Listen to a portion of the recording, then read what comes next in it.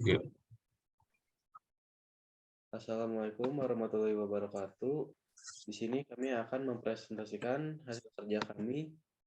Di sini ada bersama rekan-rekan saya, itu ada Adira Kusum Hamania, Muhammad Tariq Al-Fazri, dan saya sendiri Richard Al-Samudra.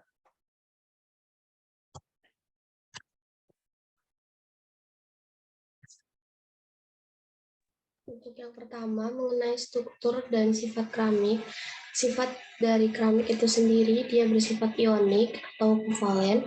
Presentasi ionik dapat meningkat tergantung ke elektronegatifan atom.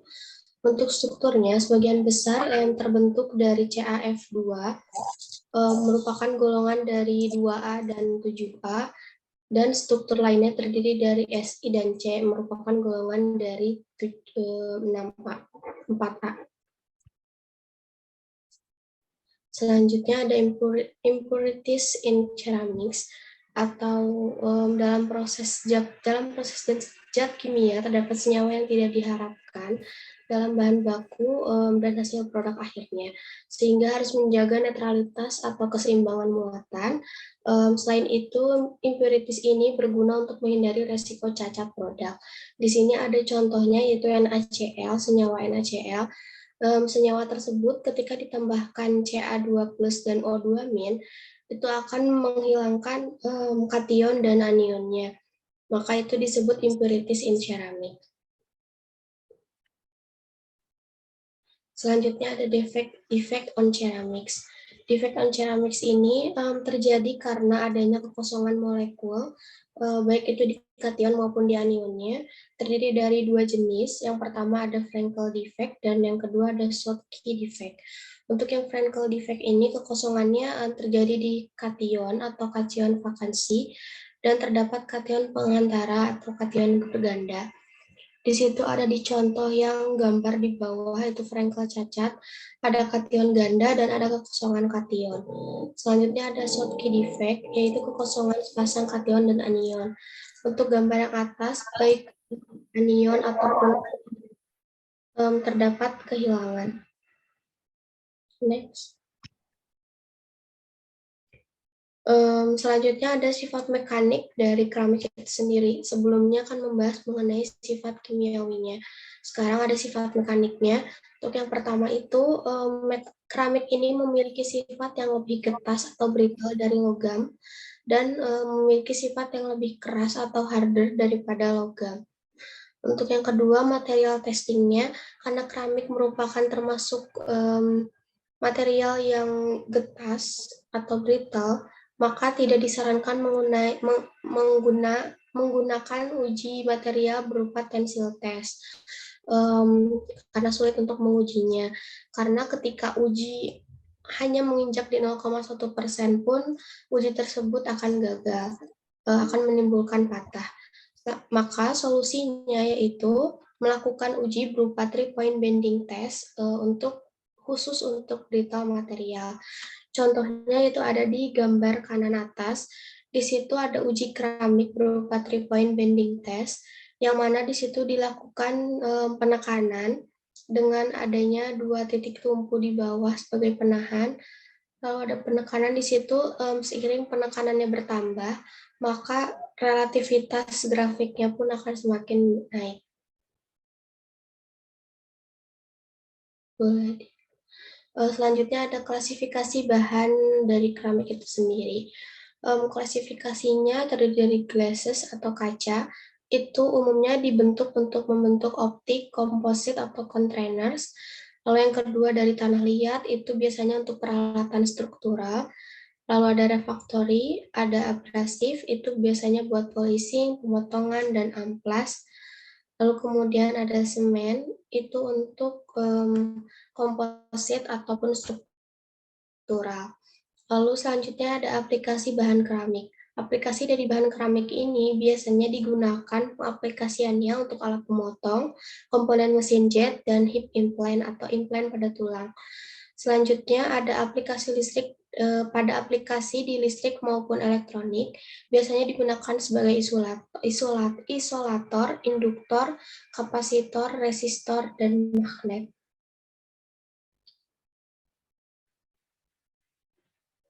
Selanjutnya ada proses pembentukan dari keramik itu sendiri. Yang pertama ada proses dari glass forming process. Untuk prosesnya terdiri dari 4 jenis. Yang pertama ada pressing, tekan, kedua ada blowing, metode tiup, yang ketiga ada drawing, dan yang terakhir ada fiber forming.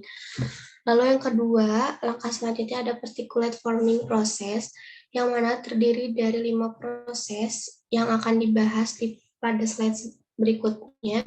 Yang pertama itu ada powder pressing, berupa dengan teknik panas, anaxial, dan isostatik.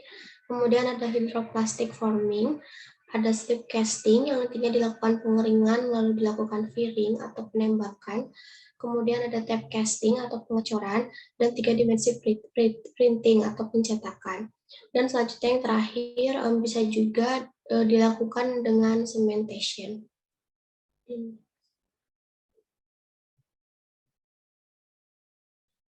Selanjutnya dari salah satu dari metode glass forming proses itu sendiri, yang pertama ada blowing.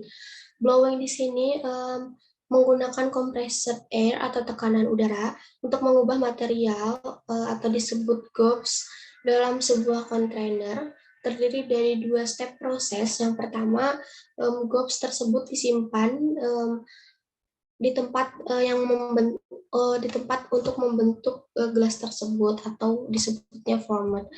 Di situ ada di gambar kiri bawah, ketika gob dimasukkan ke Parison mold, kemudian bentuk gob tersebut menyesuaikan dengan format itu sendiri, yang kemudian nantinya dipindahkan ke dalam cetakan mesin, yang kemudian ditiup menggunakan udara hingga ke dalam mesin itu sendiri, akhirnya membentuk hasil akhir berupa wadah.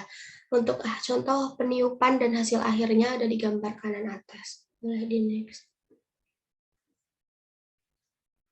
Selanjutnya yang kedua ada pressing. Di pressing di sini kaca dibentuk dengan proses menekan material. Penerapannya berupa dari cetakan baja dengan lapisan grafit. Contoh dari processing ini sendiri yaitu pada fiber drawing. Untuk prosesnya ada di gambar kanan. Boleh di next. Selanjutnya ada sheet forming. Di sheet forming di sini merupakan suatu proses pengecoran kontinu berupa lembaran by floating molten glass atau dari gelas yang bahan kaca yang cair gitu. Kemudian nantinya dimasukkan atau direndam bersama dengan timah cair untuk menghasilkan lapisan dengan ketebalan konstan. Ketika molten gas tersebut melintasi timah cair yang cairan warna kuning itu pada gambar, maka molten glass akan menjadi kaku yang kemudian cukup untuk digulung pada oven pendingin atau disebut cooling zone. Dan kemudian dilakukan cutting section menggunakan pisau berlian. Di next. Selanjutnya ada powder pressing. Di powder pressing di sini terdiri dari 3 jenis, anaxial, isostatik, hot, dan hot. Anaxial di sini berupa penekanan satu arah, isostatik berupa penekanan oleh cairan bubuk dalam rubber envelope, dan hot di sini merupakan teknik baik dari anaxial maupun dari isostatik dapat dilakukan menggunakan teknik hot atau dalam lingkungan yang panas. Kemudian untuk mengurangi porositas, itu porositas pada kaca atau glass itu, maka saat dilakukan pengepresannya tekannya itu sambil diberikan panas, makanya ada metode hot. Untuk contoh prosesnya ada di gambar kanan. Yang pertama itu bubuk keramiknya atau powder ceramiknya itu disimpan dalam hopper. Kemudian nantinya alat berupa shoe itu yang seperti sepatu kemudian disingkirkan sisa-sisa dari bubuk material yang berlebihnya. Kemudian the top punch-nya menekan bubuk-bubuk hingga padat, yang kemudian the lower punch-nya mendorong ceramid hingga nantinya disimpan di tempat penampungan. Boleh di next. Selanjutnya yang terakhir ada particulate forming process. Selanjutnya metode yang kedua yaitu ada particulate forming process. Particulate forming process ini salah satunya ada tape casting, di mana tape casting itu sendiri berupa lembaran tipis dari green ceramic case yang tersuspensi, digunakan untuk kapasitor. Untuk step by step-nya, dilakukan tape casting, kemudian di cutting, and then ada proses pemanasan, dilaminating dulu, kemudian dipanaskan, dan kemudian nanti hasilnya dilakukan pemotongan yang nantinya material tersebut akan menjadi keras, dan kemudian hasil akhirnya itu berupa niau planting. Boleh di next.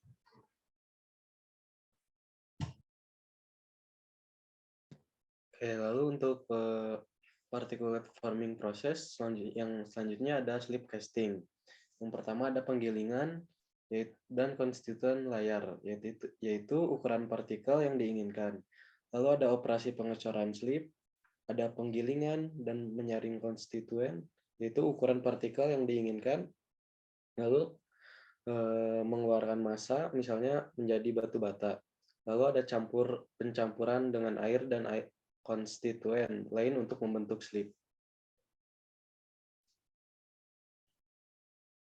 Lalu ada proses penyemenan, yaitu yang pertama ada pengerasan pasta-pasta atau batu yang dibentuk dengan mencampurkan semen bahan dengan air. Lalu ada pembentukan struktur kaku yang bervariasi dan kompleks. Lalu ada proses pengerasan dan hidrasi. Bahan kimia kompleks reaksi yang melibatkan air dan partikel semen. Lalu ada semen Portland atau produksi, yaitu pencampuran tanah liat dan mineral yang mengandung kapur, kalsin yang dipanaskan hingga 1400 Celcius dan digiling menjadi bubuk halus. Lalu polimer, itu struktur umum dan kimia karakteristik polimer yaitu molekuler dan struktural. Itu yang pertama urutannya ada linear, branch, crosslink, dan network. Yang pertama ada untuk molekuler ada termoplastik, yaitu ada little crosslink, ductile, soften dengan heating atau pemanasan. Lalu ada polyethylene. Lalu untuk termosetnya ada significant crosslinking 10-50% of repeat units. Lalu ada hard and brittle, do not soften atau dipanaskan, dan vulcanized rubber, epoxis, polyester resin, dan phenolic resin. Nah, untuk keadaan kristal dalam polimernya, susunan atom terurut yang melibatkan rantai molekul. Contoh yang ditampilkan yaitu sel satuan polietilen, daerah kristal trombosit tipis dengan lipatan rantai di mukanya. Strukturnya rantai dapat terlipat. Lalu polimer jarang 100% kristal sulit untuk semua wilayah rantai menjadi selaras, yaitu derajat kristalinitas dinyatakan sebagai persenan dari kristalinitas dan beberapa sifat fisik tergantung pada persenan kristalinitasnya. Lalu ada perlakuan panas menyebabkan daerah kristal menjadi tumbuh dan persenan kristalinitas meningkat.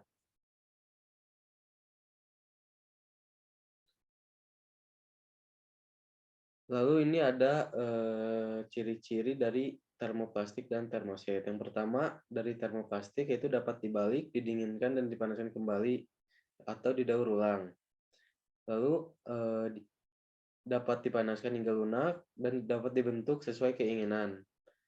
Contohnya, contoh termoplastiknya itu ada polietilen, polipropilen, dan polistirena. Dan untuk termoset, yang pertama itu saat dipanaskan membentuk jaringan molekul, itu reaksi kimia. Lalu terdegradasi tidak meleleh ketika dipanaskan. Lalu propolimer yang dibentuk menjadi bentuk yang diinginkan, maka terjadi reaksi kimia. Contohnya uretan dan epoksi.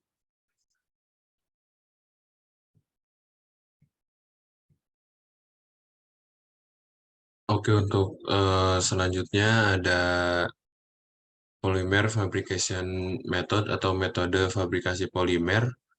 Untuk yang pertama ini ada transfer molding, di mana transfer molding ini polimer ditempatkan di dalam cetakan berongga, lalu cetakan dipanaskan dan pengaplikasiannya dengan cara ditekan.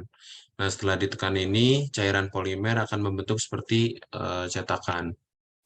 Lalu selanjutnya ada blow molding yang ada seperti pada gambar. Terus selanjutnya ada extrusion. Terus selanjutnya ada injection molding, di mana ketika ram ditarik, pelet dari plastik ini jatuh dari hopper ke dalam tong.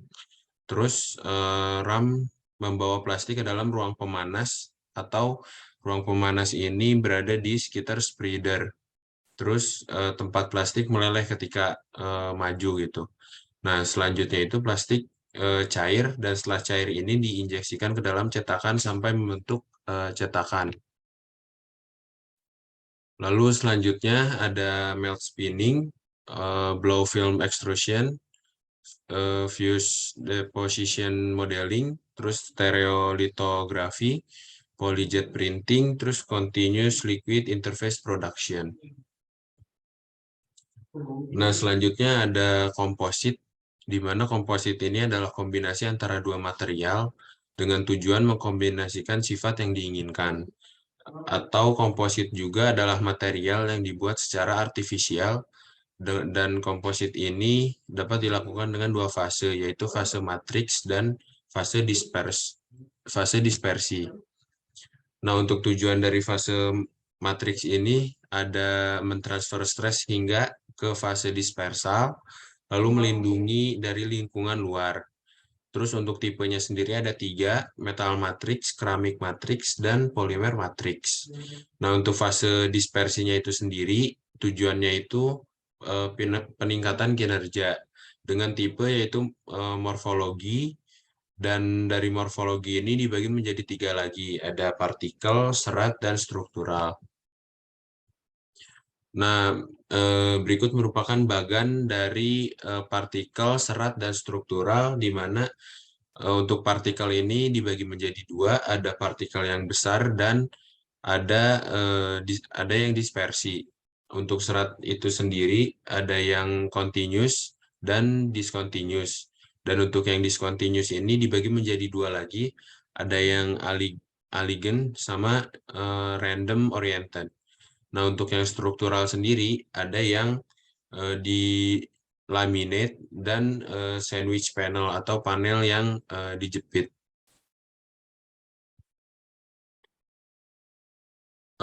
Baik, untuk dari kelompok kami sekian. Wassalamualaikum warahmatullahi wabarakatuh.